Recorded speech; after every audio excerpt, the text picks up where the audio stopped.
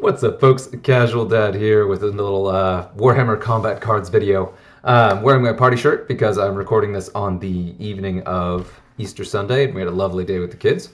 Um, yeah, so quick update here. I just wanted to go ahead and give some super quick background on how I wound up here and how excited I am about this exact moment.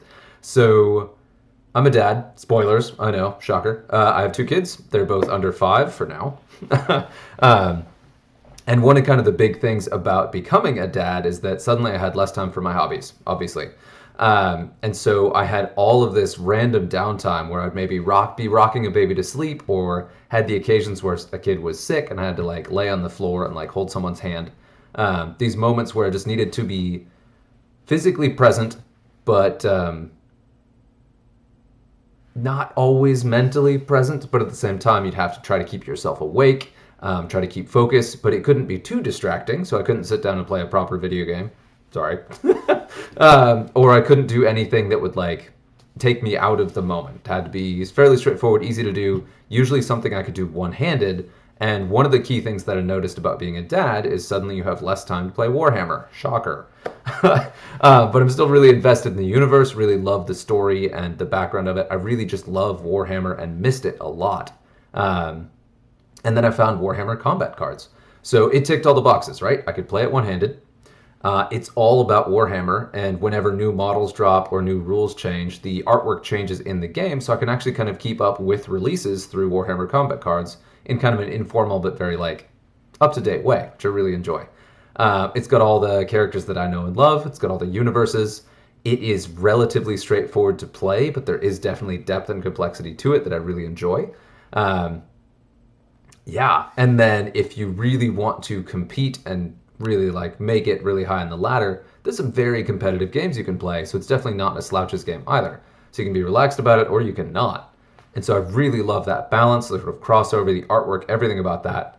It gets regular balance changes, so it keeps things fresh very quickly. Yeah, all of these great things. And then also because it's you play AI players playing human player decks, so you don't have to be on the whole time. You start a game, unless it's synced PvP, you don't actually have to be like making your moves in a specific time. You can actually put the thing down, do the stuff you need to do, like change a diaper, rock a baby, and then get back to it, and it's still up. You didn't lose that time. So it's both less stress on me, I'm not messing up any other player's tempo, and I'm still able to just like fully play the game in like these weird moments. Especially as an early parent, you will find times where you have a bunch of stuff to do, but you're just like, your brain just does not work for a moment. So having a reset button that wasn't like scrolling Instagram, which is a giant black hole, was perfect. So like something mentally challenging that I enjoyed, that I could just knock out a game or two, get back into it. That was really, really helpful. So all of that is kind of why I have played so much Warhammer Combat Cards, why I still love it, why I really enjoy it. And one of the first things I did when I kind of decided to jump on YouTube and kind of talk about this stuff is I did the deck building warlord guides, faction guides for Warhammer Combat Cards. So I really love doing that. Fast forward to recently, I had started kind of slowing down on that and actually having some imposter syndrome and or just a little bit of difficulty cranking those videos out because I wasn't getting the latest warlords. On some level, they get more challenging to get. On another, I just like wasn't necessarily keeping up as well as I had been before. So the last couple videos, I didn't even have the actual warlords. So I call the lion. I did those deck building guides based on what I could tell of the warlord, but didn't like get that hands-on feeling and actually get to try them, which I consider very important in doing those videos. So I had a moment where I was like very kind of bummed about the state of kind of where I was in the game and being able to keep up. And as it would happen, not too long ago, Warhammer Combat Cards put out a developer map where they were talking about what they were going to go ahead and work towards in the next couple of years. And one of the key things that they said was they were going to engage with content creators. So consider me engaged. I had a really wonderful chat with the Mad Emperor, who's one of the key developers on the game, who has been just wonderful to talk to. And he went ahead and gave me promotional access to several of the new cards that have come out. So Superheavies, the Supreme Commander Warlords, not only the ones that are out so far, but also the ones that are going to come out. I should get access to them so that when I do the Warlord guides, I can actually have play shown of that Warlord, which is going to be amazing. Really love being able to answer new player questions in this game. Really love getting to kind of talk up why I like it and how this stuff all works and all the intricacies and interactions. And it just makes me so happy to be able to do that, and to be able to do that again feels phenomenal. So, yeah, so tremendously grateful. Really, really happy. I will actually be able to play with the Super Heavy Supreme Commanders and other cards. Yes, so I wanted to go ahead and make sure to own up about that and talk about it, talk about that situation there, how I felt about it overall, before I just suddenly started popping these cards up, just like, oh, you know, it just happened. I believe the exact term used was, do I want to be a sneaky whale? Sneaky whale? Surprise whale? They sound similar, but not great. So I wanted to go ahead and own up. That is what happened. I'm super, super pumped about it. I'm really excited to be able to bring this content to you. And in return for this, all I had to do was promise that I would concede that in some places you can spell favorite with a U. And now I have to promise to always pronounce it correctly. So if you're expressing your preference for something, you should say it's your most favorite. That's right. Yeah, that's right. I got it. No. Truth be told, this is a really nice thank you. I've been putting a lot of work into this game, just putting out the putting out the user guides, answering user questions, just playing and interacting with the community, and that got noticed, which is great. So I'm able to keep doing it, and I'm really, really happy about it. So hopefully you are too. I will actually get to run those super heavy cards, and my theory all along has been that the super heavy cards, the Supreme Commanders and the Super Heavies, are not overly impactful on the game at low level, and they cost so many points that they really are not competitive compared to some of the more efficient options, efficient being cheaper in terms of deck points. So I have been putting that to the test, so just to like demonstrate a couple decks. So that was the line, which I'm very excited about. Some of the other stuff I've been tweaking. I don't think I did Artemis. Let's see. Oh yeah. Nope, not that one. Melee Tau, great moment for that. But let me jump around a bit. I'm not going to go too far into this. Oh yeah, Skull Taker. So for example, any second now. There you are. Brass Scorpion. I now have a Brass Scorpion in my Skull Taker deck. And let me tell you, it does punch like a truck, but you can see how much I had to take out of the deck to put it in there. It is only my absolute most efficient cards in here to go with it. So I love running the card. Let's actually see it. Let's see this thing in action. Promised to do some of these games. Wanted to go ahead and see it. So this is one of the ones that I was most eager to get my hands on because it does feel like one of the more competitive ones. It's also just cool. And I'm always down for Khorne-themed melee to do well in Warhammer combat cards. Because Skull Taker, when he dropped, I was so excited about him. I really enjoy the Warlord. I love the way he plays. But yeah, it does have a bit of a ceiling, and I wasn't sure if this would be able to overcome that. Now, of course, you do have the advantages of being a small deck, the biggest one being that you have a lot more control of what you deploy and when. So if you have fewer cards, you know what cards you're going to have in your hand, and you have a lot fewer things to kind of gum it up, so your draw order is a lot safer. So you know when you're going to get that you will have the cards you need when you need them. And I always really appreciate that part about smaller decks. Okay, we'll try that. And I've been laddering a bit this season, not a ton. So the decks I'm going up against... actually, so there are a couple other benefits to this too that I really, really enjoy.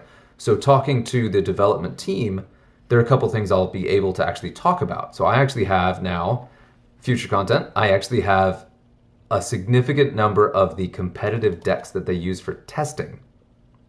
So when they're doing competitive balance, they have decks that they kind of pull on to sort of practice and stress test a lot of things out there to see if they're going to really impact the meta. So I have those decks. So I can look at them, I can critique them, I can talk about what those will be. Going to do those a little bit faction by faction. We'll see kind of what format works well there. But yeah, that's awesome. And then also I now can be extra silly because I know that people are watching. And one of the other key things is that if I make a mistake, if I say something crazy, if I talk about something, some interaction in the game or something going on, some rules change that I don't fully understand, or I say something wrong, I will be called out on it live. Pause. Got it? There we go. Not necessarily live, but I'll be called on it as in like, that's not how that works, it actually works this way. Or I can ask questions about kind of the nuts and bolts back end of the game. And I really appreciate that. So now I can be sure that the guides will have an extra stress test to make sure that I'm saying things that are true, which I really, really appreciate being able to do that. By the way, I love the Lion. I don't know how competitive he is, but he's definitely my favorite of the super heavy warlords, just because his ability. Yeah, it's cool. It's got the dual abilities again, where both he's got the mask ability, where your cards in the Lion deck, as long as they're above 50% health, yeah, 50% health, they will attack first, which is awesome. And then also the bodyguard ability, where the first time each turn a card would do damage to the Lion himself when he's on the board, one of your other cards will attack first. Let me read the exact wording on that one. Yeah, the first time each enemy turn, the warlord will be attacked. A random friendly card makes a melee attack against the attacking card before the attack sequence continues. So there's a strong incentive to run heavy melee, and there's actually a decent incentive to run the Lion himself, or a thin deck where you expect the Lion to come out. There's a lot I like about that. Ugh, that didn't go well. Okay, so we'll go to you. He's probably going to go Psychic on me again, but we'll see. I didn't do Taunt. That was a mistake. But if he does Psychic, that'll still... Nope, he did not do Psychic. Ooh, but the Medicae saved me. Nice. Okay. But yes, so that is very cool. So I'll have somebody to ask these questions of, like, the advanced questions. And one of the reasons that came up in this game is because one of the kind of key pieces I've learned about recently is the... Oh, geez. And here I'm already going to misquote on my first chance to actually talk about this. There is a separate rating system in the ladder.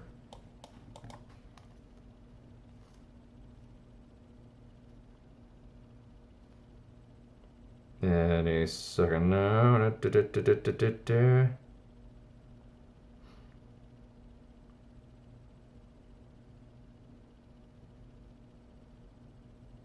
Trophies, Apocalypse, yes. So there's your current trophy level. So like right now I'm playing against an 1883 rated trophy deck, Asperitas, yeah. And mine 1717. So those are our current trophies. Oh yeah, see right there, the Lion hit. That was awesome. Yes, so I both have my trophy rating of my decks, but then you also have a hidden status that's your Apocalypse trophies that also affect matchmaking. And I've talked about kind of adjusting that level so that the matches I have will be more meaningful, so that the games that I show will kind of be like a more meaningful level. But also that's an extra padding where I obviously now have a non-standard collection of cards. And I do want to make sure that as I'm kind of demonstrating things, or as I'm playing the game to demonstrate this stuff, I'm not just completely messing up people's ladder chances. So I am now a scarier rated opponent, even with my lower trophy decks, so that matchmaking will take that into account, and it's only players who are kind of ready to face this stuff who I'm going to run into, which I really appreciate. That was one of my first concerns as this happened, is I didn't want to become a total spoiler. I'm still going to try to take it easy and sync to PvP, but I do want to be able to demonstrate this stuff. So all that turning, anyway. Yeah, all of that is kind of going on back of my mind. But again, I am really, really excited about this. I'm going to do at least one more super heavy game after this one, just to kind of show some of those. But yeah, this is very, very cool for me. Yeah, so if you've been with me for a while, I really, really appreciate your patience, your time watching my Warhammer Combat Cards hobby.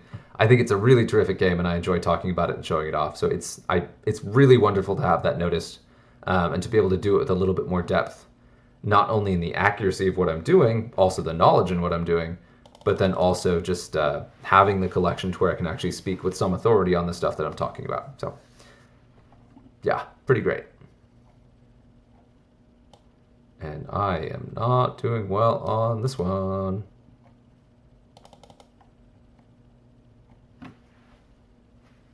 See how this goes.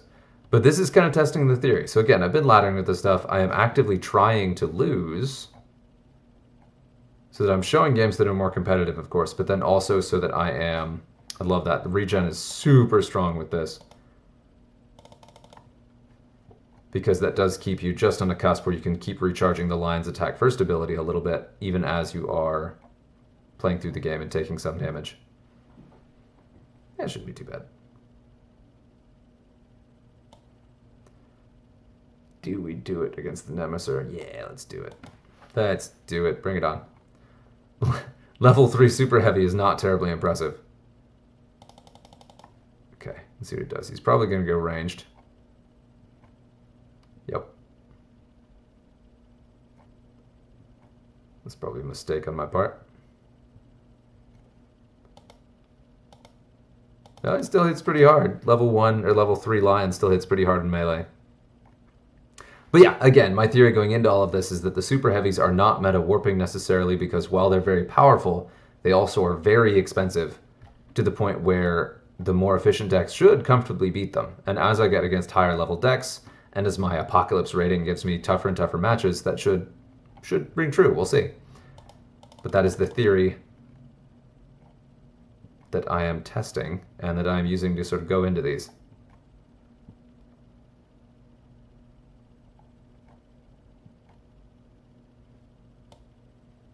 Bloop.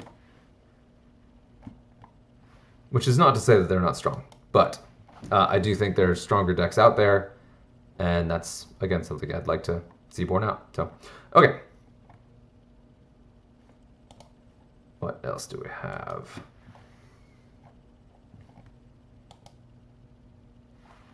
And of course, this is going to be a ball whenever there's an event that's max level 400 deck points. I will definitely weigh in on some of those. Let's see what else I got here. Oh, was it? Yeah. And I'm also definitely using some of these in the weaker Warlord decks. So the ones where a Warlord hasn't really been working or they're really struggling, those are the first ones I'm reaching for to kind of try these things out. To see if this is the card that's missing. Or just, again, to try to experiment, play around with things. So that's why I've been running a bunch of Melee Tau. I'm running the Turvagon, who's really in kind of a bad spot right now. And of course, this thing. Beep. Level 3. This thing, okay. This is going to be my last game, and then we'll go ahead and, ooh, yikes. And see, right there, that's a really horrible matchup for me against Akaran with that thing. There is not much to this deck once the Tyrant dies, but I really like it in this deck because it is the Turvagon, so I have a little bit of wiggle room.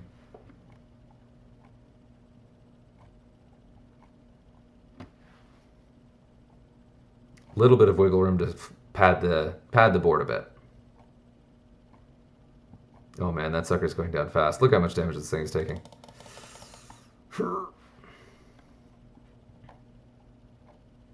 Super pumped about these guys having Medicaid now. That is such a... And I keep forgetting about it too, is the craziest thing.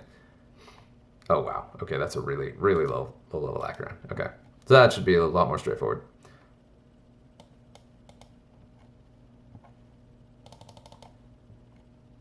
And you can tell I didn't build the deck all that well because I didn't ever play a Turvagon. Although I guess I had the opportunity once, but... Anyway, that's it. That's my big update. I'm really, really excited about that. As more events come out, as more stuff comes out, I am very much looking forward to bringing more up-to-date, competitive, top-notch content. Hopefully you enjoy this. Hopefully you're excited too. Yeah, well, we'll see. See you around the game.